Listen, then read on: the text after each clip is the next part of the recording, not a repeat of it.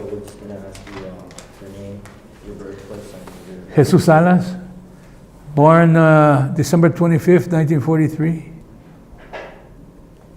in Crystal City, Texas.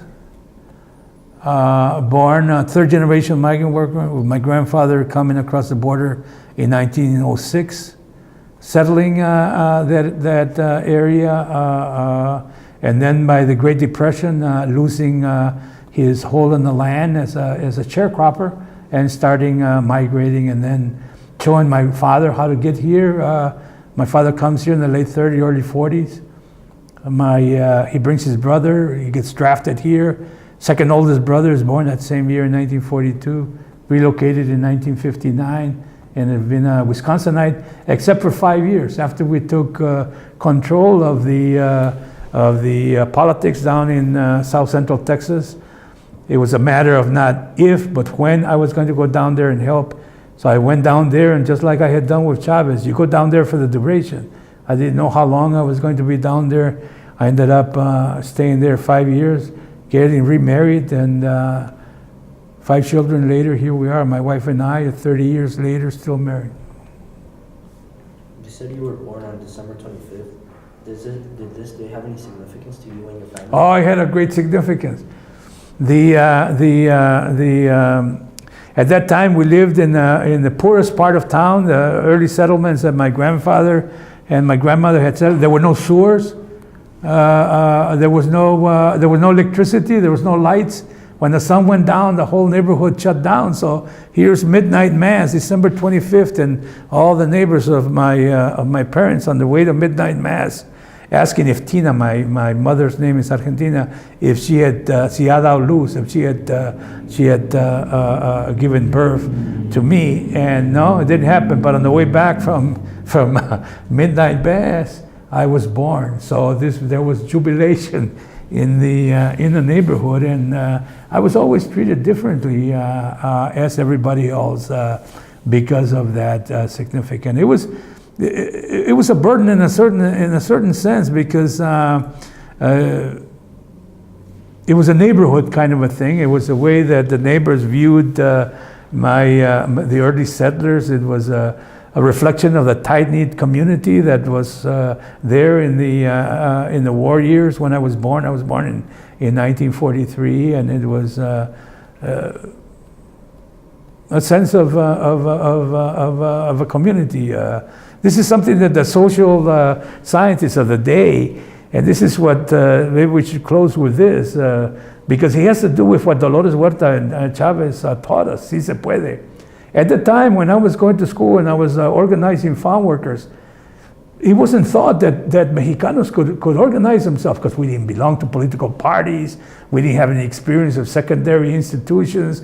We didn't register to vote, that kind of thing. So si se puede, you guys think si se puede is something different than what we thought. Si se puede was we can become organized, we can form unions, we can form political parties, we can field candidates and win political office. So si se puede for us means that we can come together and organize. And Chavez and Huerta taught us that. Ahorita, anytime that you have a football game or you have this or an achievement, the youngsters say si se puede, which is very appropriate. Pero that's a different meaning than si se puede in our generation, porque si se puede meant que nos podemos organizar, because even our own teachers, our own social scientists, when I started organizing farm workers, oh, you'll never organize workers. The farm workers can't be organized. They're too mobile. They're only here for 8 weeks period of time. They don't get paid enough wages, so they can't pay dues. You'll never be able to sustain an organization of farm workers because they aren't too little. They'll never be able to sustain a union, And so that's what si se puede means, that Dolores Huerta and Chavez taught us. Can you tell us about your parents? What were their names? Yes, my father's name was Manuel Salas, and my mother was Argentina Rodriguez. Did you have any siblings? Five boys. There were no girls, and there were no girls in the family. How was it like growing up with them? Well, we grew up in Crystal City, Texas, and we grew up in a segregated neighborhood. At that time, the races and ethnic groups were were separated. All along the Texas borderlands in the 1940s and 50s, there were two communities. There was a Mexican community, and there was a non-Mexican or an Anglo community. And one of the ways the small minority of non-Latinos, the Anglos, dominated the politics was because of the poll taxes. They would charge the people to vote, and they would also have elections when we were up here working in the north. So I grew up in the Mexican side of town. We had our own theater. The Anglos never came over to our community. We very seldom went into the non-Mexican community. When we started school, I went to an all-Mexican school in a former concentration camp.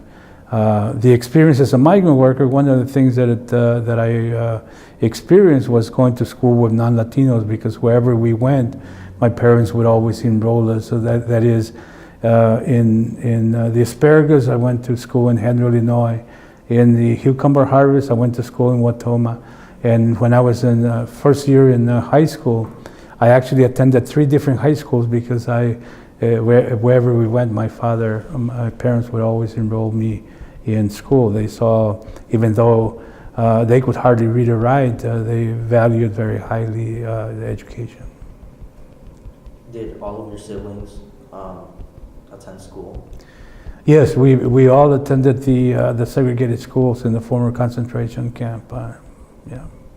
Because your parents, you said, were illiterate, did you have to kind of like intervene or help with them? Oh, absolutely. For instance, my father's, when I talk about illiteracy, I'm talking about all of my uncles and aunts on my mother's side, and all my uncles and aunts from my father's side were basically literate, since we were the first generation that the system demanded that we attended schools, segregated inferior schools, but there were schools nonetheless. And when then Monte Corporation, the food processing company, moved a plant in our community, my aunt, for the first time in her life, was paid in checks.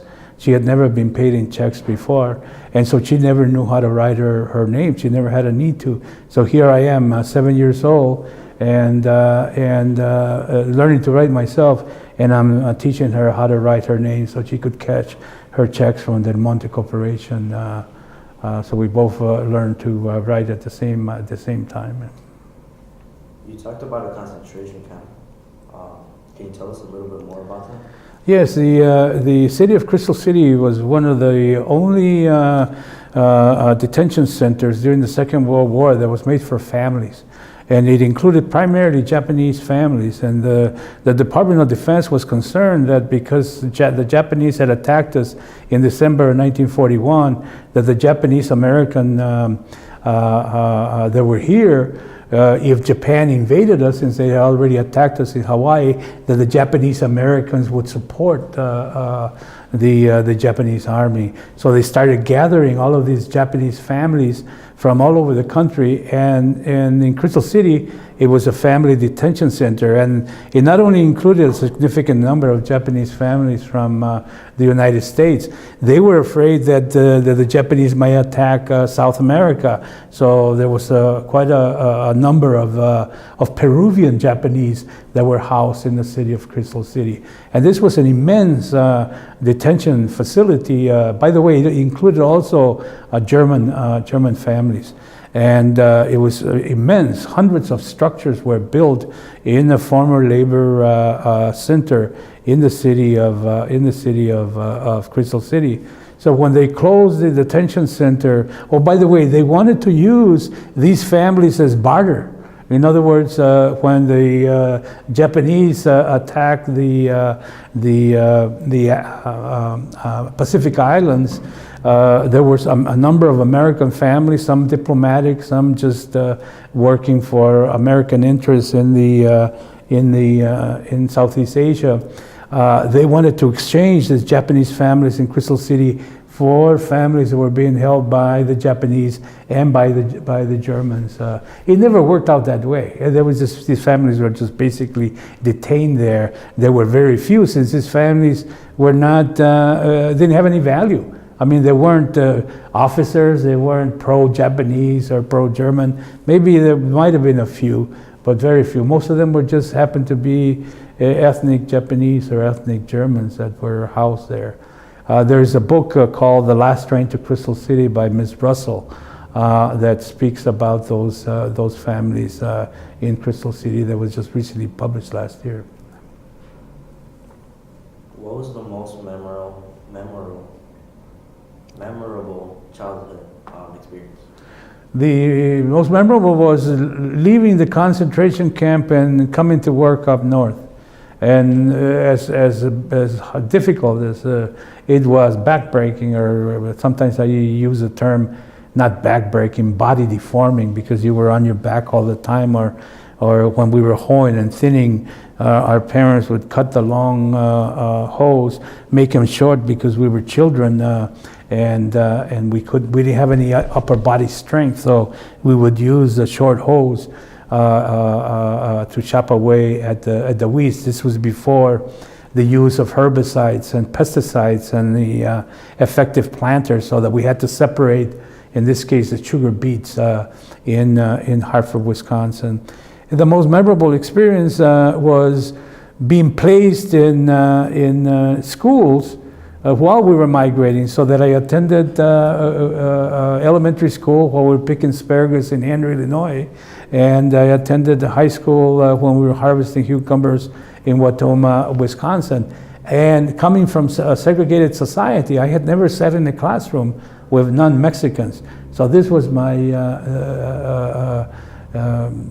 really an extraordinary experience for me, because I remember my 8th grade graduation, I'm dancing, and I still remember my fellow classmates dancing with a non-Mexican, I was the only Mexican in school, my brothers and I, but dancing with a non-Mexican girl, and that kind of social activity was prohibited by law where I came from, in Crystal City, because the races and the ethnic groups were separated. So this gave me a completely different view of the world, a completely different view of non-Mexicans, and I think it really helped me and broadened my sphere of thoughts and views on social relationships by this experience. And so as hard as the work was, the social experience was a brand new thing, and I think that really helped me develop as a person years later.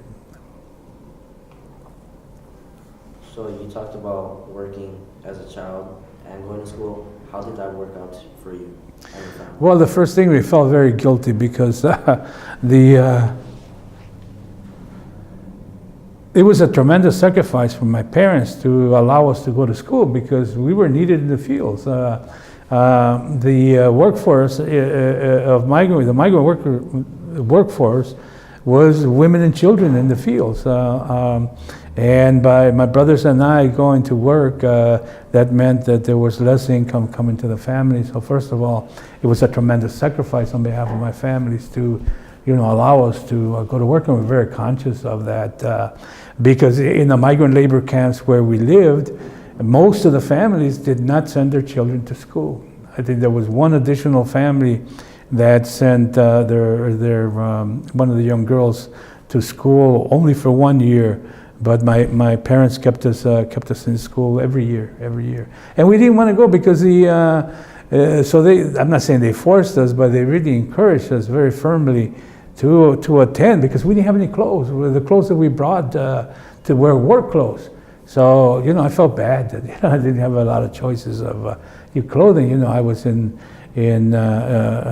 pre-adolescent, and you're starting to have relationships with your peers.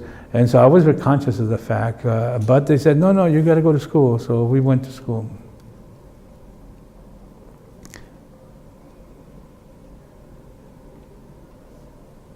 Okay. So you and your siblings, were your parents determined to keep you in school as long as they could and for you guys to succeed? Or did they kind of have that idea in the back of their minds that if that doesn't work out, you guys are strictly going to start working for the rest of your lives? Well, they didn't have to really tell us very much about the options that were available to us in the future. It was either going to school and trying to make something out of ourselves, having some alternatives in our lives other than migrant work, because it was very obvious what was going to happen to us. We were the third generation of migrant workers, field workers, that is. My grandparents had come over and to the city of Crystal City in 1906, and had transformed this semi-arid land into what they call the winter garden, with very, very few tools. So we knew what was the alternative. If we didn't study, we didn't go to school, we knew that we were going to end up continuing to be, or that our children would be the fourth generation of a migrant worker. My parents not being schooled, like maybe some of you or some of your peers at school, they didn't have an idea of just how challenging school was as a migrant child. I remember being in San Antonio one time, and there's a young man San Antonio was 2 hours away from the city of Crystal City, and we used to go there and see my father's half brother, my uncle, and we were sitting there in the car, and this young man with a white shirt and a tie walks in front of the car where my mom and I are waiting for my father, and my mother would say, "Hey, Jesus, look at that. That's the way I want you to be when you grow up." And I don't know what's so distinctive about that person, and I couldn't make out what she was trying to tell me, but the fact was that he had a white shirt. You know, we don't wear white shirts when you're migrant workers. You know, I don't think I even own one. Certainly, I didn't own a tie. So I mean, that was her vision, that that I didn't have to wear work clothes all my life. So that was their way of how to teach us that school was important. That's how the way that they valued education. I mean, they couldn't sit with me. They would have us sit down and do our homework when we were at school, but they couldn't help us. Let's say, for instance, with algebra. My father, I think, became a much better reader over the years, because he used to just engage us. What did you learn in school? What is going on here? Would you tell me, like during the civil rights movement in the South, would you buy the newspaper? Read the newspaper to me. Who is this Martin Luther King? Who is Medgar Evers? What is going on in Alabama? That kind of thing, And when the Supreme Court in 1954 integrated the public schools, there was big demonstrations in Little Rock. Well, that was in 1957. We had to drive through Little Rock in order to get to Crystal City at the end of the harvest in the fall. And my father wanted to go through, and I remember him driving during the riots, and there were military trucks and all of that, trying to get the children. I believe it was in Central High School, and all the whites, yelling racial epithets at the young African Americans who were being enrolled in Central High School. High school in Little Rock, Arkansas, and we were asking our father, "Do you think that they're going to send federal troops to Crystal City to integrate our high schools?" And I mean, this is just questions that we raise because we wonder what our community was going to do as a result of the United States Supreme Court saying that the public schools now had to be integrated. So switching topics, can you tell us about your experience moving to Milwaukee? Yes, when we resettled in Watoma, Wisconsin in 1959, my dad had bought this 6-7 table small restaurant. We were selling tacos and enchiladas and hamburgers there, and I was working as a waiter. And these people from Madison came by and says, "Hey, are you one of the Salases that used to be a migrant worker?" I says, "Yes, I am. How can I do for you?" He says, "Would you take us to the labor camps? We're trying to establish a daycare center for migrant workers." So to make a long story short, I went back into the migrant labor camps to organize the first daycare programs for migrant children right after high school. So for the next 3 or 4 years, in the summers after attending college, I worked in the migrant program. So I saw the migrant conditions now not as a migrant worker, but somebody coming in from the outside. And the people knew me because I had been working 10 years as a migrant worker for many of the families we had been working together in the field. So they would come up and say, "So look, I didn't get paid, or I only got paid such and such, or look at the housing conditions, we're overcrowded," and that kind of thing. So the farm workers started to complain to me and to solve some of their issues. So at that time, I had heard of Cesar Chavez. I had read of Cesar Chavez. And I called them up and I said, "Hey, we got some horrible conditions here in Wisconsin and we want to protest. We want to know if we can use the Thunderbird of the Farm Workers Union in California." And this is in 1966. So between 1966 and 1968, the next 3 or 4 years, not only did I meet Chavez, but he asked for the support of the California Great Boycott. Now, the Farm Workers Union, the farm workers all over the United States, except for Hawaii and Wisconsin, were not covered by labor laws. In other words, if you had a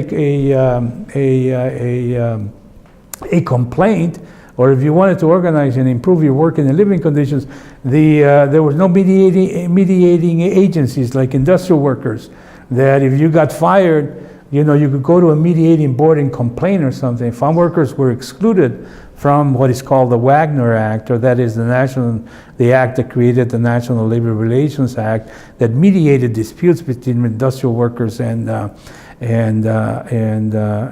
farm workers weren't covered by that law. So Chavez and Huerta in California devised the boycott, the national boycott, as a way to force the growers back into the negotiating table. So at that time, when I met Chavez, Wisconsin was very important because we consume, this is a beer drinking, I don't know how else to say it, this is a beer drinking town. And Wisconsin is a beer drinking state. We consume large, back then even more so, large quantities of alcohol, including brandy. We consumed in the late 60s more brandy per capita than any other state in the Union. So Chavez says, not only do we need you to help us with a great boycott, but in terms of also boycotting brandy. So we had some difficulties in the strikes that we were having in central Wisconsin, organizing farm workers. And Chavez says, "Look," he says, "once we win in California, I'll help you here in Wisconsin." And I believed him. I don't know why I believed him, but I believed him. And he says, "I need you to go to Milwaukee and organize the great boycott there." So I moved to Milwaukee to organize the great boycott. But I didn't know what was going on in Milwaukee. There had been for 200 consecutive days, there had been marches by primarily by the African American community on behalf of an open housing ordinance. So we were setting up the great boycott right in the middle of the farm workers great boycott that we organize here. And this is something like right now, this weekend, if you read the newspaper this morning, there is a group of clergy that are talking about the 50-year ache. In other words, talking about the civil rights movement of here in Wisconsin. And it's always viewed as an African American experience. But yet, when we come in here in the late 60s and organize the great boycott, we collaborate with the African American civil rights movement. There's no credit given to the Latino aspect of the civil rights movement, because we joined Grappi in the welfare protest. We joined Grappi in protesting the employment at Allen Bradley We joined Lloyd Barbie in the desegregation of in the lawsuit, in the desegregation of the lawsuit against the Milwaukee public school systems. Grappi joins us in the Great Boycott. Grappi joins us in the opening up access at the University of Wisconsin and Milwaukee. So that part of history is not noted. And all of those people that are meeting this weekend and talking about the civil rights movement, the whole perspective is about African Americans and the civil rights movement, and not Latinos. So your early years in Milwaukee, can you explain your high school experience? Well, I graduated in 1959. I came to Milwaukee almost 10 years later. So I'm already at the college level. So when I come to Milwaukee, I enrolled at the University of Wisconsin in Milwaukee. This is 1968. I graduated in 1961. My parents can't believe that I'm ever going to graduate from college, because every time they ask me, how far along are you? I say, me falta poquito, just a little bit more. So everywhere I went, I always enrolled in school. Well, when I enrolled in school at UWM, out of a population of 25,000 UWM students, all the Latinos could sit around one table. In other words, there were no Latinos attending the university system at that time. And Madison was very similar. There were no Latinos there also. So one of the efforts that we undertook is, although I came here with Chavez to organize the Great Boycott, I couldn't stand aside and see some of these problems that the Latino community had without becoming engaged. So we started organizing to open up the UWM system here, and these were multi-year-long efforts. The Great Boycott took. Remember, I was saying that Chavez says, if you help us in California, we'll come back and help you in Wisconsin. We never knew, neither he nor I knew, that it would take 5 years of boycotting before we could organize before we get a contract from the grape growers. But one of the things that Huerta and Chavez showed us is that you had to stay with it, that this was not going to be something that was going to be undertaken or accomplished in a short period of time. The university didn't know that. The University of Wisconsin didn't know that when we engaged with them to open up access for the Latinos, that we were there for the duration, because Chavez and Huerta had showed us that that was the way things are. I had already spent 4 or 5 years organizing farm workers, and this would be a 10-year experience. So this is a lesson that some of you might learn. The undocumented have to pay out of state tuition. You want to do something about it, you have to go to the legislature and change that. So that's something that is your generation has to address. Undocumented students do not qualify for federal assistance. That means that tens of thousands, hundreds of thousands of college, high school graduates are going to be denied access to secondary, post-secondary education because their families can't afford it. That's something that you have to do something about, or your generation has to do something about. So and it's not going to happen. If you engage in those kind of activities, it's like what we face. It's not anything that you can solve in one manifestation, or one summer, or 1 year. These are long-term initiatives that your generation has to undertake, and this is what our families face here in the Milwaukee Latino community, as they face throughout the nation. Can you explain more how you began to take an interest in advocating for Latinos during your college years? Well, I had found this in my grandmother's, in my grandmother in her ropero, in her how do you say ropero en inglés? Closet, yeah, closet, ¿verdad? Well, it's not a closet, because ropero es un mueble.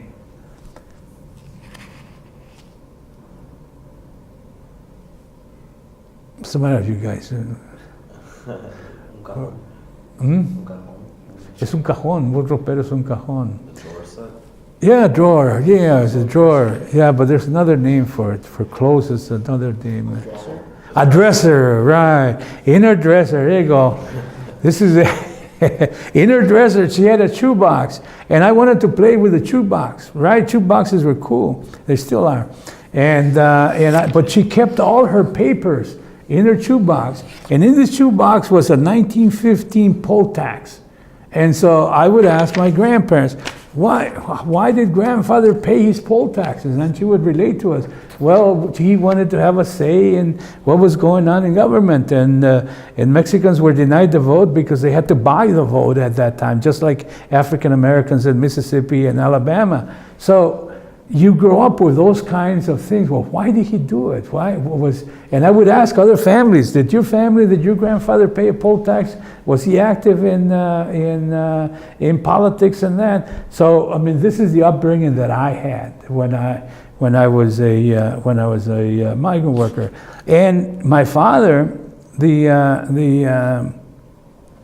when he came up, one of the first years they came up here to the state of Wisconsin in 1942, he brought his younger brother, Julian, along, and they're hoeing and thinning sugar beets out of Fond du Lac. So he becomes 18. This is 1942. The Japanese had invaded us in December of 41. This is several months later. He signs up for the Selective Service, and then he gets a letter that he's got to report to the Selective Service because he's being inducted into the Army. So they go back to Texas and they find out, no, you registered in Fond du Lac, so you have to go and fight with the Wisconsin Red Arrow Division, not with your neighbors here in Crystal City. So my uncle fights with the Red Arrow Division in the Pacific Islands, and they lands with the occupation forces in Japan. Well, those soldiers, when they came back, were instrumental in attempting to change the social and political conditions of those segregated cities that I indicated to you, like where Mexicans were sent to concentration camps, to attend school. So not only even though I didn't know my grandfather, he was a hero to me. My uncle, who had served in the Pacific Islands in the war, became a justice of the peace. So he became a judge, and he was one of the first Mexicanos to be elected a justice of the peace in our neighborhood in Crystal City, Texas. So these to me were the role models. My grandfather, even though I never knew him, and he paid him the poll taxes. My uncle, who served with the Wisconsin Red Arrow Division and came back and led the first struggles against the segregated and disenfranchised Mexican American community. These were my role models, even before Chavez, even though Chavez probably had more of a direct impact on my organizing farm workers, mentoring me in that. I had people that I looked up to within my own family, within our own community. How did your family contribute in your advocacy? Well, that small restaurant, when we relocated and got out of the migrant stream and resettled in Watoma. By the way, there's a story that's tied into this restaurant. The restaurant was empty. There was a restaurant right downtown in Watoma where we had been migrating to pick cucumbers for the last 10 years, and nobody wanted to lease or buy the business. Because the poor woman, this is a horrible story, but the poor woman who owned the restaurant hung herself in the kitchen. Y no se quería meter la gente allí, who wants to, with all that kind of So my father says, let's go in there a ver si abrimos un restaurante. We'll open up a restaurant and sell tacos there. But Dad, how can we, And so, we were also conscious of the fact that this woman had taken her own life in the kitchen. So every time for the first couple of years that we worked in that kitchen, we'd look up at the place where she had hung herself. So it was, But anyway, that experience getting out of the migrant stream and relocating in Watoma brought stability, because we were the third generation of migrant workers. My grandfather was a migrant worker. My dad had come up here in the 40s, and we had been migrating for 10 years. So that was the first sign of stability, or potential stability, that our family made. Even though we missed our friends in Crystal City, as bad as the school system was. I was a freshman in high school. I had just started to date. I'm not saying that I had girlfriends, but I mean I had relationships with my peers that I missed, and I missed my grandmother, my family. So relocating in Watoma in central Wisconsin, even though it proved to be a very positive in the long run, was a very difficult experience, because we were alone. You know, this is the first time that we had been removed from our extended family, because even as a migrant worker, we traveled with my mother's brothers and sisters and my father's brothers and sisters. So this is the first time that we had been apart from our extended family. So it's very challenging in that sense, relocating in central Wisconsin, even though in the end it proved to be a major contribution that stability provided for our being able to go on to post-secondary institutions, or that is to college. Yeah. Who did you look up to when you started advocating for Latinos? Well, my role models, my uncle, my World War II veteran that had ended up with the occupation forces in Japan. He had led what we call, well, not what we call. There is a professor at the University of Wisconsin in Madison that went to our hometown and observed what was going on with the Chicanos getting the franchise, or that is getting the right to vote. And he called the exercise that was going on in our community the political revolt of a South Central Texas town. So he saw Professor Chockley, John Chockley is the name of the author of that book. He saw that experience that was going on in Crystal City as a revolt. Why? Because there was nothing gradual about our political experience in Crystal City. La idea era echar para afuera toda la gente esa que nos había dominado por 40 años. We wanted control over those political institutions. We wanted control of the city, we wanted control of the county, we wanted control of the school system. There was no mediating solution to that. These were people that had dominated the political scene, small minority, with only 15% of the population. They had dominated the politics, and we wanted. So those individuals like my uncle, who led the political revolt in Professor Chockley's term, were my role models. So when I came here to Milwaukee, there had never been a Latino political candidate here. So one of the first things, based on the experience that my uncle and the people in Crystal City had, we organized the first candidate for Wisconsin State Assembly, Dante Navarro. And every year after that, we did voter registration, voter education. So some of the experiences that we undertook and that our uncles or family members undertook in Crystal City under the political revolt, we exercised it here. And the same thing with United Migrant Opportunity Services. When I came here to Milwaukee, we had just lost a strike. We had organized 700 workers, and the Libby McNeil and Libby refused to negotiate with us. So our agitation had created UMAS, United Migrant Opportunity Service. So I went to the administration and I said, hey, we got all these hundreds of families that are dislocated, they're unemployed. They came up to Wisconsin to harvest cucumbers, and we lost the strike, and there's nothing for them to do. You need to extend a hand. They say, Salas, if we get involved with your disputes with the processors, we're gonna lose our grant. I said, but that has nothing to do with the union. They're displaced. They need your assistance. So to make a long story short, he said, well, you don't help them, you're going to see us at the board. So we went to the board and we complained. And this was an all non-Latino administration of what was basically a Latino migrant program. And we took over the board. And when we took over the board, all 5 administrators, all of them non-Latino, resigned, thinking that the Office of Economic Opportunity, or that is the funding agency, was going to give them the grant and leave us on the outside looking in. But they supported our efforts on behalf of UMass. So UMass in 1968 became an all-Latino agency. And we changed, instead of just being a social service agency, to an advocacy. An advocacy of what? Advocacy over migrant and Latino issues.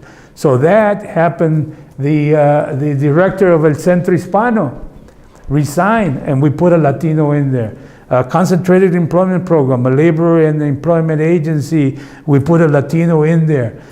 United Community Center, the precursor of the SPOT, was created. So if you look at all the major agencies here in the city of Milwaukee, United Migrant Opportunity Service, United Community Center, El Centro Hispano, the 16th Street Clinic, they're all 50 years old. They all are born during this period of time. And I think that's the farm workers movement, and you see Dinora's husband, Raul Deal, this is the image that he tries to create in the mural, or that is the impact of migrant farm workers coming in from the fields, coming to Milwaukee, and changing the nature of the politics here in the city of Milwaukee. And this is a story that mural tells, in my estimation of the message. So you started working at UMOS. Yes. How many jobs did you have during your college years? Well, during my college years, my jobs were in the summer, because in the regular school year, my parents were very poor, former migrant workers, so I was working in the cafeteria, washing dishes in order to pay for my tuition and my room and board. So there was no jobs of note at that time. But in the summertime, with these migrant programs that we had started in the early 60s, every summer I worked in these programs. And that agitation created the funding of United Migrant Opportunity Service, even though at the time I didn't have anything to do with UMass. I was involved in organizing farm workers. So the experience that led me to be chosen as the director of UMass was that I had organized migrant education programs all those years, all those summers, and I had several years of college. And at that time, no había muchos Latinos que tenían colegio, so I met those qualifications both in terms of my actual migrant experience, educational programs, but we changed UMass from just being a migrant education program to one being of advocacy. Why? Because of the housing conditions that were out there, because we left all those conditions. So UMass became an advocate for improving migrant housing conditions, for enforcing the minimum wage law in Milwaukee, for admitting Latinos at the University of Wisconsin in Milwaukee, for the franchise when we fielded the first Latino candidate that I was telling you, that Antonio's grandmother was involved in the voter registration and education programs during that time as a young woman. She was 17, 18 years old, but she was working in those voter education campaigns at the period. I also showed pictures of her aunt marching, protesting against the University of Wisconsin during that period of time. So these were community events. Hundreds of people were protesting. It wasn't anything just we as college students, or we as a UMass program were undertaking. This was community broad-based events. Yeah. Around the 60s, the Migrant Workers Union was in motion. Did you have any involvement with their movement? With the what? the Migrant Workers Union was in motion during the 60s. Did you have any involvement in that? I founded the migrant farm workers movement here in the state of Wisconsin, and we joined with Chavez in 1968, and we bought the Great Boycott. And after 5 years of collaborating with the California farm workers, we celebrated the first contract after 5 years of boycotting grapes and brandies, and we brought Chavez to Wisconsin. Not only Chavez, but his vice president Antonio Rendine, Gilberto Padilla, Dolores Huerta has been here a number of times. Also, one of the things that you have to remember is that the Chicano movement, the Latino movement, was a transnational movement. In other words, all these leaders of the farm workers movement would come to Wisconsin because Wisconsin was, of all of the Midwestern states, one of the centers of political activity. And the political revolt that has started in Crystal City, we provided the leadership for the first city managers for the city of Crystal City. Organizers for the farm workers movement then went on and joined political movements down in South Central Texas when they returned to their home state. So all of these activities are linked, or if you use the term, it was a transnational movement. Or that is my brother when the field work is done here, he moves to the valley and assists the Texas farm workers movement down there. The head of the union newspaper goes down to the valley and establishes a newspaper down there in support of the farm workers. So these things are linked. We're linked with Chavez, we're linked with the farm workers movement in the valley, we're linked to the political manifestations of the revolt, as Professor Chakri says, in Crystal City.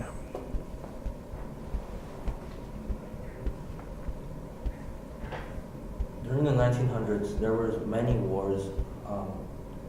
How was your view on the wars, and did it affect your advocacy project in Milwaukee? Well, the Vietnam, I just finished explaining the participation of my uncle in the Second World War.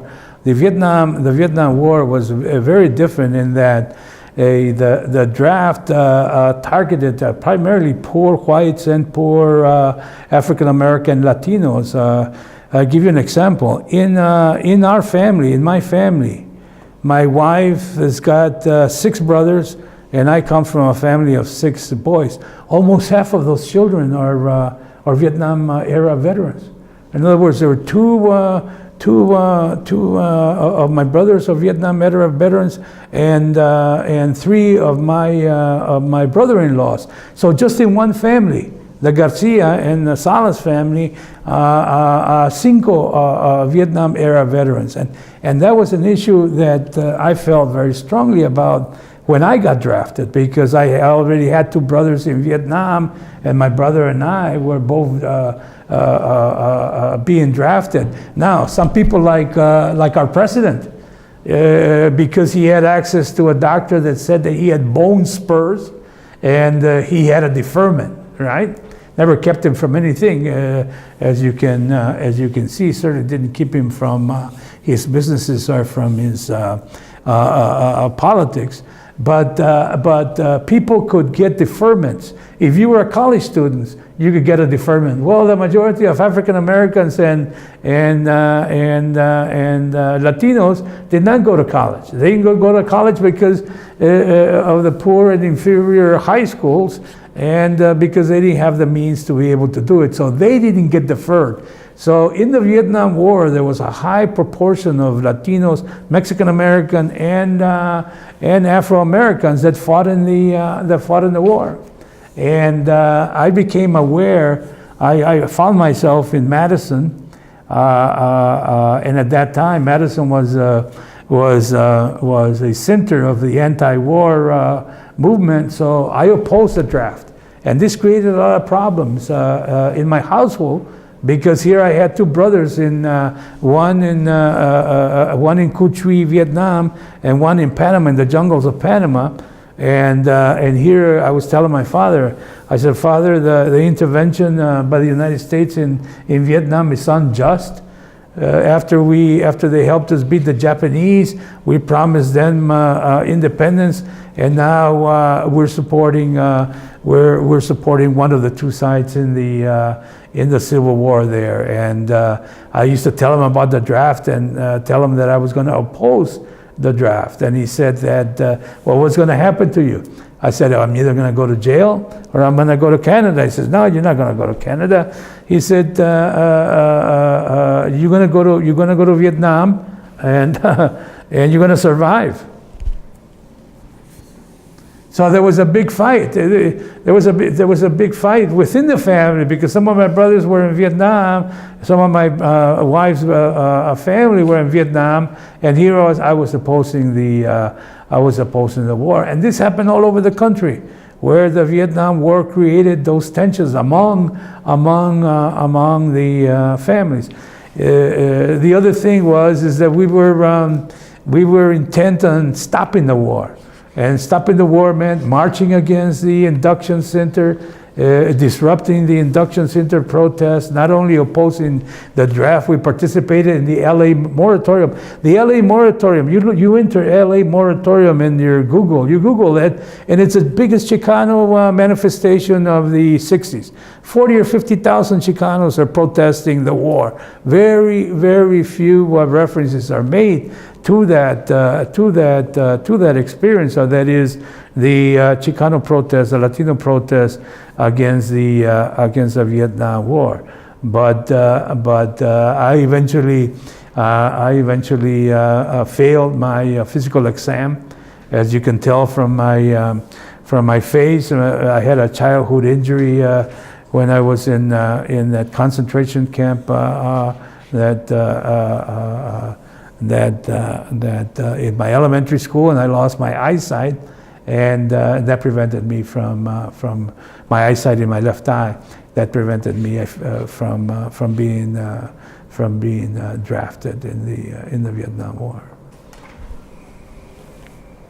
I want to go back to the topic of the Vietnam War. You talked about how you had that eye injury. In what ways were you able to avoid the war? Because you talked about being anti-war as well.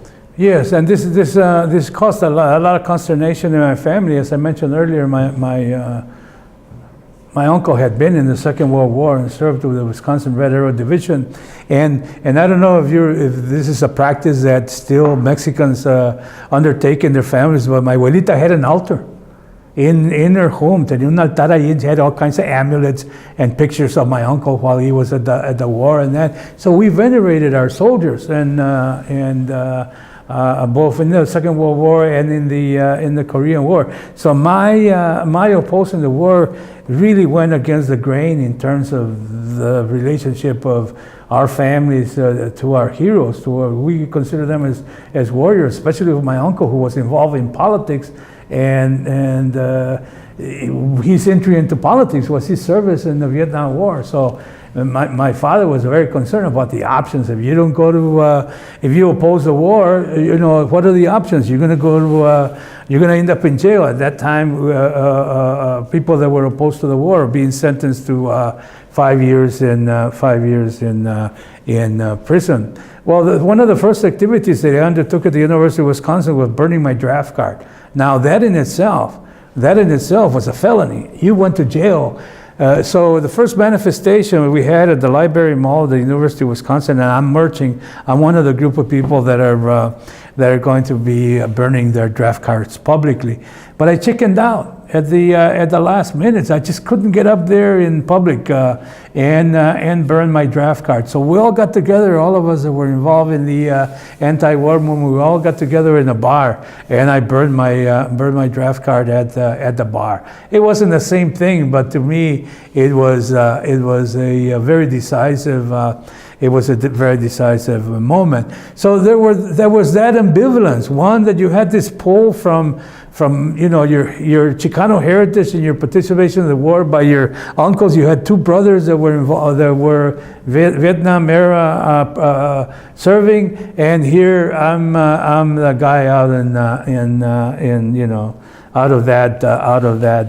tradition. So we used to go to these training sessions because our aim was to stop the war. It wasn't just to oppose the war. We had to stop the war, and there were people that were coming back, veterans.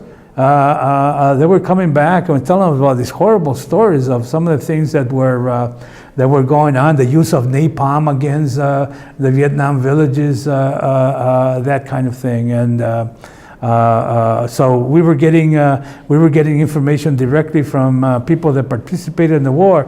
So the thing was to stop the war. So it was, protesting. It was burning your draft card, and the induction center for the state of Wisconsin was where Myatt has their school right now, in that white building. That was the induction center. So we used to go to these training sessions as to what we were going to do to stop the war once we got into the induction center.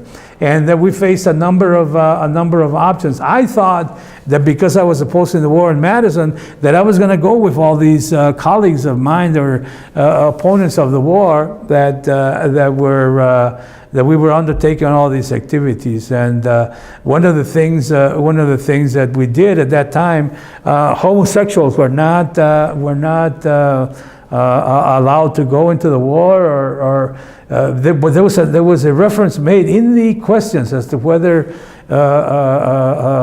homosexuals, there was a question of whether homosexuals were drafted, eligible for the draft or not. So some of the anti-war individuals would, during the physical exam, would wear panties underneath their clothes, so that when they pull their pants down, they would then act effeminate and hopefully avoid the draft as doing that.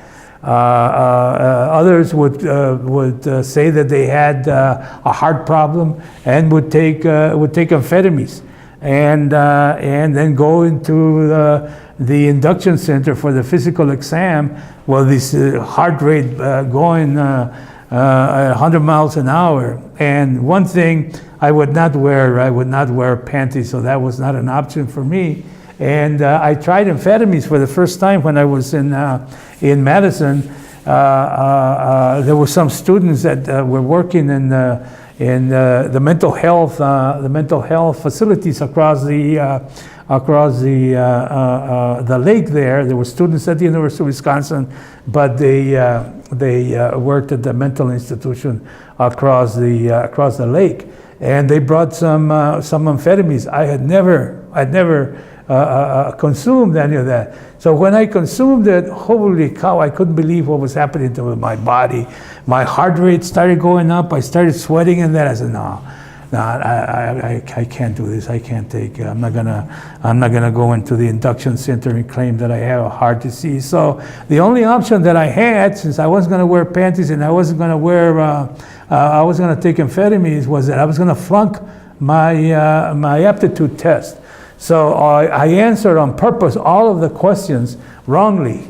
And of course, when they saw the results of my aptitude test, they knew something was going on, that I had college experience, and that here I am flunking the test. So they gave me another test, and I guess they gave these tests to individuals who were basically illiterate, because I recall one of the questions being an image. Remember, there was a leaking faucet.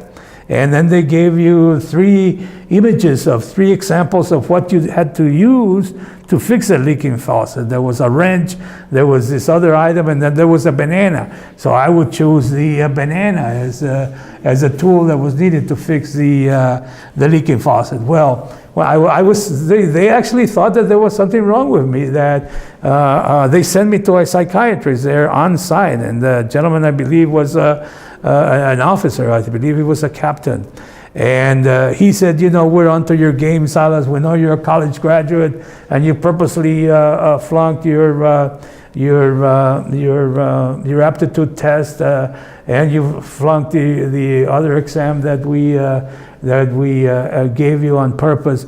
But you're not gonna get out of Vietnam. We're gonna draft you one way or the other. So I told him, I said, the same crap that I'm doing right now here at the induction center, and then that I did when I was in Madison protesting against the war, you send me to basic training, and you're going to be confronted with that same kind of behavior on my part. And he lost his cool. He almost hit me. He got up and started yelling at me, threw me out of his office, and then I went to the last phase of the exam, which was my physical, my eye exam. And I flunked it, and my parents had always taught me. I lost my eyesight in really a brutal fight that we had with neighborhood kids. We used to just fight like you wouldn't believe. None of these marquee, the Queensberry,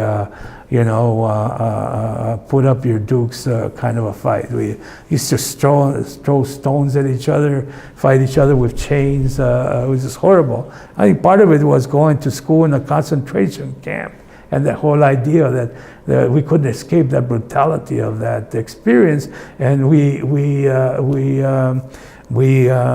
treated each other in the same manner. So in one of the fights with neighborhood kids, we were throwing stones at each other. I got hit in my eye, and I lost my eye. But my parents had always taught me not to use it as a handicap. So I never thought it was a handicap about anything. So when it came down to opposing the war, I never thought, hey, I'm going to get out of Vietnam because I'm blind in my left eye. I never thought that way. So it wasn't until I actually went to take the physical that I flunked my physical. But when I got my selective service card, it gave me 1Y. 1Y was a designation that was given to individuals who had some emotional problems. So according to the selective service, there was a chance if there was a war emergency that I could be called to Vietnam. I never was, because there was a reference that I made that I should undertake counseling service. I didn't think that I had any psychiatric need or counseling need, but evidently, according to the military brass or to that branch of the selective service, that phenomena that they saw during my induction process merited further mental assistance or counseling assistance. But I never went to anything. But that was my designation, 1Y. I could still be called under a national emergency. Later, because of the protests that we undertook, the draft was changed into a lottery. So you chose from a jar what would be the order of your draft status. Depending on your date of birth. So towards the end of the Vietnam War, we ended the draft and established a lottery, so that my youngest brother actually was a lottery. He ended up too low to be able to go to Vietnam, but he was subjected to a lottery rather than a draft as I was. So, to get into the UWM protests, what was your experience during the 60s with Chavez's power? Well, one of the most enduring experiences with Chavez was that we were there for the duration, because what was going on with the civil rights movement, at least from the experience that I saw in Madison at the time, students would go and they would go to Selma, Alabama, and do a voter registration. Y luego se olvidaban. They'd go on to college and they go on with their careers and whatever. Hey, I spent the summer with African Americans in Selma, or I was involved in the bus ride. So we used to call them summertime revolutionaries. In other words, they'd go and they'd get an experience, they'd come to the picket line, to the great boycott for a couple of weeks, and all of a sudden they were militants, and they could relate now to the farm workers' experience. But for some of us, those of us that were involved in the movement and were leading the movement, we were there until we won. There was no option that, ¿qué voy a hacer mañana? We woke up with the idea that we were going to stay there until this thing was, that we confronted this. So you remember the Supreme Court decision on the integration of the public school systems was in 1954. The Little Rock experience, where the moms are trying to deny the African Americans from enrolling in Central High School in Little Rock, is in 57. George Wallace gets elected in 1963 as governor of the state of Alabama, and he gets up there in his inauguration speech and says, what? Segregation today, segregation tomorrow, segregation forever. And he stands right in front of the University of Alabama school buildings to deny African Americans from enrolling in the school. Well, there was nobody standing like George Wallace, the segregationist from Alabama, is standing in the doorsteps of the University of Wisconsin in Milwaukee, denying us the right to go in there. But the results were the same. There were no Latinos. There were no Latinos at the school. So once we joined the fight to open the doors, there are two things that happened. One, we were going to stay there until the Spanish-Speaking Outreach Institute, or what we call now the Roberto Hernandez Center, was going to be established. There was no two ways about it. We were committed to that. And it was going to be a community event. In other words, no queríamos que fuera nomás de UMass. So what UMass did is they got together with El Centro Hispano, with the labor and employment offices, with the Latin American Union for Civil Rights, and with other groups, and we formed a umbrella group called CELA, the Council for Education for Latin Americans, because we wanted this to be a broad-based community. So the other thing is we adopted from the African Americans, from their efforts, what is called direct action. In other words, we were going to go march, and it wasn't going to be like the consumer boycotts, where we would go in front of Cold Food Store or Kroger's and stay there, and it would be we'd be there for weeks at a time, months in some cases, trying to get consumers not to buy grapes or to write letters to the growers that they weren't going to consume grapes.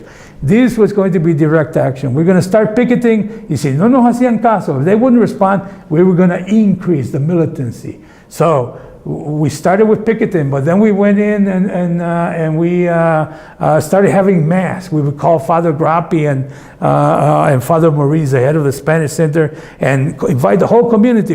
Don't go to mass on Sunday. Go to mass in front of Chapman Hall, the University of Wisconsin in Milwaukee, because we're enjoying with this issue about getting them to establish a Spanish-speaking outreach. So, no nos hicieron caso. We're going to go in and sit in. In other words, we had these large community meetings, and we'd say, we're going to commit civil disobedience. And this was a brand new experience. I had already been jailed in the Cold Food Store during the demonstration for the Great Boycott. But most of the people that were there at the meeting had never stepped into jail. So here we were planning civil disobedience. So there's a narrative here that's not told very often. At the role of women, because we didn't know where women went to jail, how they were detained, the booking process. We had already suffered police brutality in some of the marches that were being undertaken during the welfare rights. We didn't want to subject the families to that. Pero people like Marla Anderson said, you can't do that, Jesus. You can't deny the role of women. If men are going to be, committing civil disobedience, we want to be there. So, ¿qué pasó? We're there. 5 or 6 of us decided we're going to commit civil disobedience. So we sit in, and we sit in the chancellor's office, and 2 of the individuals, I'm not going to name them, they had volunteered that they were going to be arrested. Uno chickened out, the other one jumped out the window. So then Marla Anderson and Dante Navarro, who was our candidate for the assembly, got caught up in the whole thing, when the riot police came and took us in the paddy wagon. They committed civil disobedience. So for the first time, we had women being arrested. So still no response from the university. All right, we're gonna camp out now. None of this, go out and march during the day and then come at night.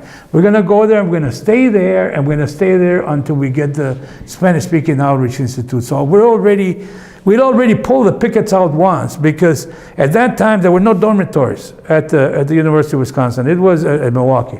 It was what is called a suitcase college. Everybody went to school. There was no nightlife como in Madison, that you had access to students and attending student meetings and socializing, etc.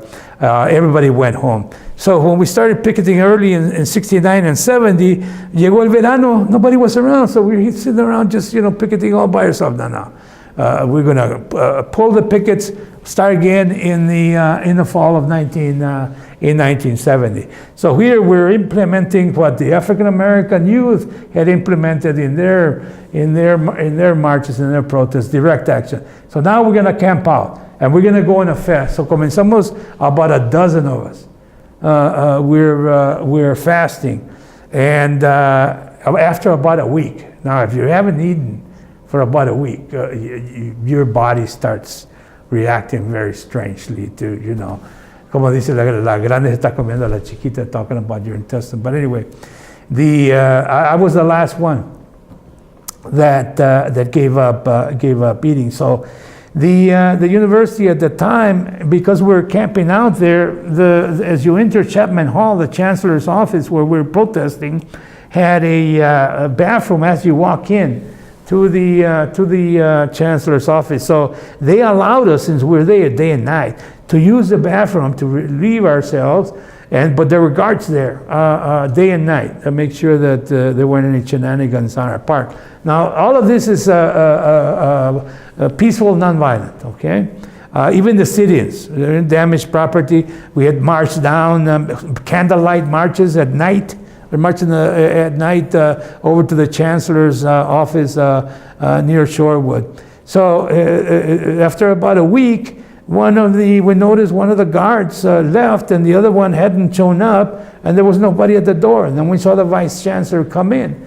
So I wake up the other guys and says, hey, there's nobody at the guard. Let's take over the building. So we take over the building, we lock the vice chancellor in the bathroom, and we start getting on the phones. There was only about three or four of us sleeping there at that time. I sent some to the River West area to get the Latinos that lived in that area, and come over to Yumas and the Spanish Center to get buses because we're going to take over the building. By the time the police, were the chancellor's office, and the police from the UWM got a whiff of what was going on, there were already dozens of us inside. So we barricaded ourselves in there. And then first thing the lawyer says, let the vice chancellor go. Oh, you don't want to get involved with any charges of that you're detaining him illegally. I said, okay. You know. So we let him go, and then another vice chancellor came and he wanted to negotiate. So we let him in, and that's when we negotiated the Spanish-speaking outreach institute. Up until about a couple of years ago, I never related this story because I was always afraid that some of the youth would misinterpret our aims, and since most of our activities were always peaceful and nonviolent, there were some issues that we undertook that were kind of daring and could have gotten us into a lot of difficulties. But luckily, this one turned out all right. Some of the ones, like the takeover of the Capitol building in Madison, didn't turn out as well as this one. But this was an extraordinary event, and Latinos started enrolling by the dozens. And right now, whereas back in '69, there were approximately a dozen students. Right now, there's over 2,000 Latinos. Most of them are going to stay here in the state of Wisconsin. You can imagine the impact that these professionals, these careers, these entrepreneurs, these teachers are going to have in our community by having 2,000 grads. Oh, an extraordinary future that awaits our community as a result of some of these events that we undertook 50 years ago. What was negotiated with the vice chancellor? Did you guys reach an agreement? Here was the sticking point. They were going to open the doors. The biggest sticking point was that we wanted to select a director. That was non-negotiable. They would say, we would select. I said, we wanted to ensure that there was going to be a Latino, and that there was to be a Latino that would have input from the community. So not only did we want a Latino to be hired, but we wanted an advisory group to advise them, to guide the early years of the Spanish speaking. That was the biggest sticking point. It wasn't that we didn't, they weren't going to open up the doors.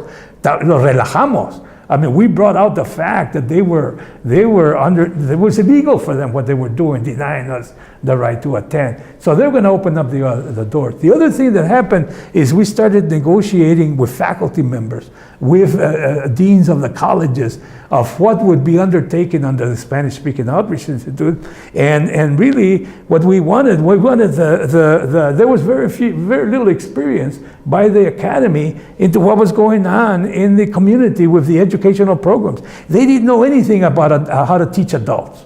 In other words, here we were involved in retraining programs, and the primary institution didn't know anything about how to teach adults.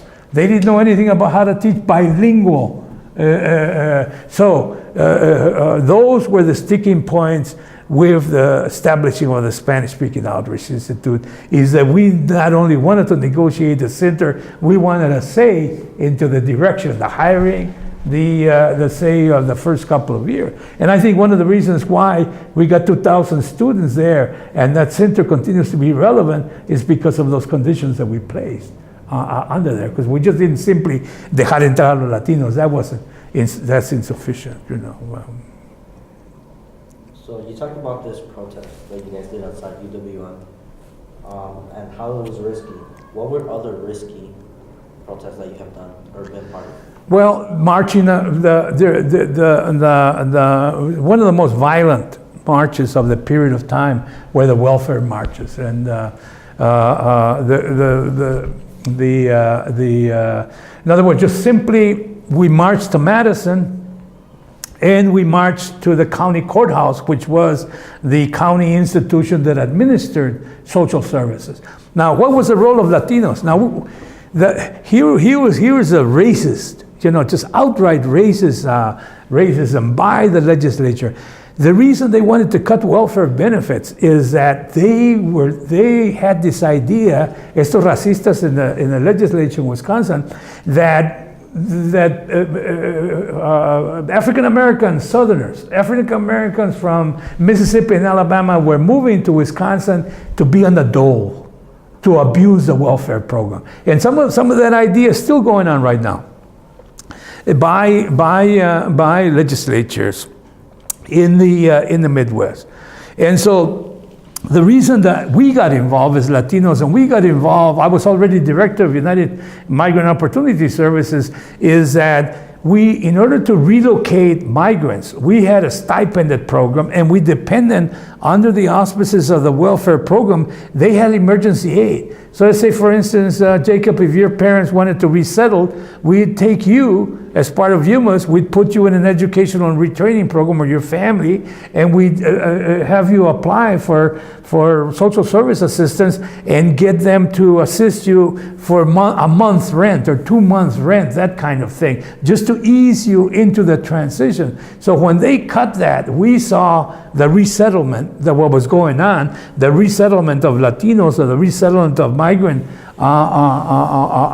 programs as being threatened, because we couldn't do it if you take away the safety net of that transition from a migrant worker to an urban situation. So the first steps, now here we go back to direct action. The first step that we undertook was to go and testify in front of the legislature.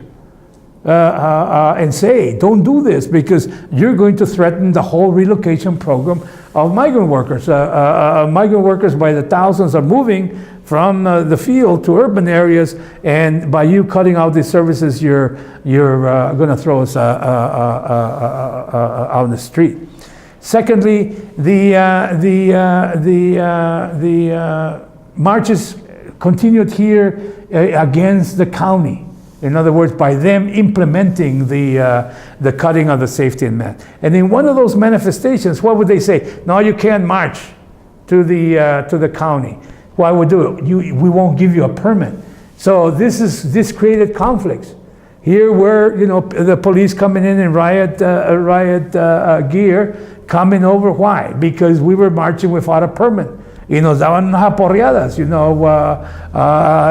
Chacón, to give you an example, Chacón and Puente, in one of those demonstrations, were jailed. Chacón was coming to the defense of a welfare mother, and he was a karateka, so creo que le dio una patada, or he removed the police person from beating this family too aggressively, and he was sentenced to 6 months in jail. Well, we weren't going to allow Chacón and Puente, the other person who was arrested during that manifestation here in Milwaukee. So we started Free Chacón, trying to get the governor to pardon Chacón, because not only they had been arrested unjustly, but they had been sentenced unjustly. So there were peripheral issues that would arise from those manifestations. That here we were then, instead of just protesting the cuts, we were protesting the jailings of that. La misma cosa sucedió when we marched to Madison. Now here's another undercurrent, another narrative with the women. The welfare mothers would tell Grappi and I, because we were all organizing the welfare march, and most of the recipients of welfare were many of them were poor families or single families, and the parents would say, the mothers would say, Jesus, you know what? We really appreciate you and Father Grappi, we really appreciate your assistance. But every time that the press comes along, instead of interviewing the mothers, the leaders of the protest, they go to you and they go to Grappi. So why don't you give us a break? Escort us out on the march from Milwaukee to Madison, just to the outskirts of town. And when the press comes, quítate un lado, let us tell our own story. So what Grappi and I and Chacón and others did, we escorted the welfare mothers outside of town, and they marched. They led the march from here to Madison. So we joined up with the mothers again in Columbus, right outside of Madison, and they had just marched 80 some miles, or close to 80 miles, and we were thinking about going into Madison on our Saturday. And I said, wait a minute. Look, we don't want to tell you what to do, but have you ever been to Madison on a Saturday morning? Why? What's going on? There's nothing going on. This is a place where the university is downtown and all the state employees are downtown. There's nobody downtown. You're going to march into an empty city. Why don't we wait until Monday? Let me use Saturday and Sunday to go and organize the student community. And I knew a lot of the student organizers from my activity in the anti-war movement and in the farm workers movement that I got their support. So I went Saturday and Sunday. Well, I told the welfare mother, stay outside of town. Wait until I go down and some of us go down, organize the students, and then march in on Monday. So, and let's not march straight to the Capitol, let's march to the campus. There's 30-some thousand students there. And lo and behold, we marched to the Library and Mall of the University of Wisconsin, and then from there we marched to Madison with over 3,000 students. So, se hizo un alborote bruto when we got to the state capitol. We lost control of the crowd. When we got into the state chambers, they started knocking on the doors down. They were just massive. There's no way how we could control the 3,000 students, because they had been involved in anti-war movements and other activities and the Black Student Union movement. So they called the National Guard with fixed bayonets to get us out of the state capitol. And so what happens is the state legislature convenes and they arrest Father Grappi for the takeover of the state capitol. The federal judge says, wait a minute, the legislature is not a sheriff, it's not a judge, it's not a jury. You can't order the arrest of a citizen. He has to be arrested by a sheriff. He has to be judged guilty or not guilty by his peers, that kind of thing. So then they threw out that arrest, and so then they turned around and said, well, we're going to hold Salas, Grappi, and 3 welfare leaders responsible for the damages that they caused, knocking down the doors and the voting machines that they goofed up. Well, we told everybody, lay off the voting machines, lay off don't damage any of the, but they're just so massive at the time.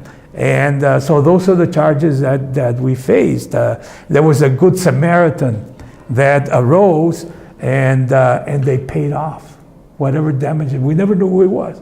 It was an anonymous a person that paid off the damages to the state. They were minor, but the arrests were thrown. But there were other, so they undertaking direct action during the welfare marching. We were confronted with police brutality, marching with no permit and being confronted by the police.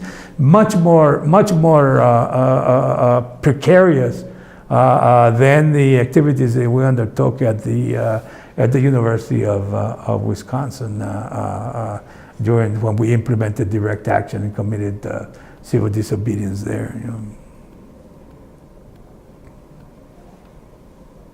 So, with the help of all these leaders, such as Father Graffi, Cesar Chavez, Chacon Puente, what would you say are the greatest accomplishments that the migrant workers have?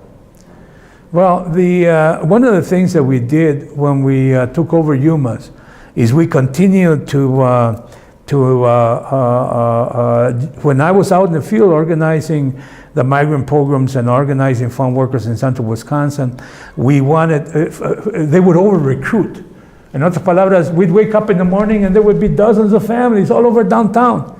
Because the recruiters from these food processing companies would go down to Texas and vénganse, there's work, and people would get here. They wouldn't have a place to stay. They wouldn't have any work. So, but they wanted an oversupply of workers to depress the wages and to keep the union out. Because if you ever organize a union, there's plenty of workers here that are unoccupied that will be willing to work for less than what we were demanding.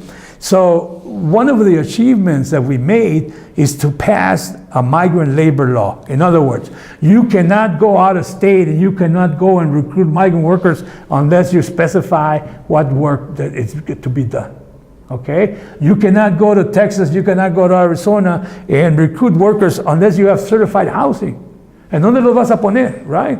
And that's all part of the migrant code that we established. It took us over 10 years to establish work orders, certified housing, inspections, closing camps that were not in compliance, enforcing the minimum wage. So as far as that activity, I think that was the biggest achievement. Once we got here to Milwaukee, our voter registration and voter education programs resulted.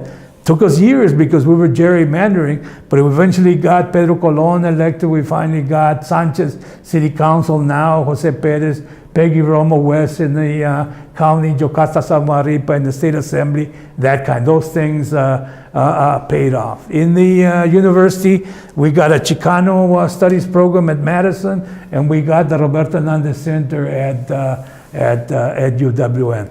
One of the difference between the two is what? The Chicano studies in Madison is academic programs. We didn't understand the university properly when we undertook the Roberto Hernandez Center, that we wanted culturally relevant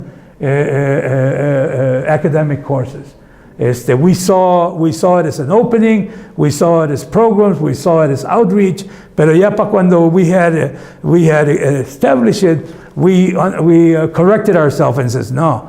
The recruitment and the retention of students has to be done on the basis of a culturally relevant curriculum, an academic curriculum that reflects our lived experience. Porque en aquellos entonces no había facultad hispana, no había facultad latina, there were no Chicano studies courses, and if you don't have history courses being taught at the university, you're not going to have history courses being taught at the high school level. You understand what I'm saying? Or if you are, you're going to have them taught by non-Latino.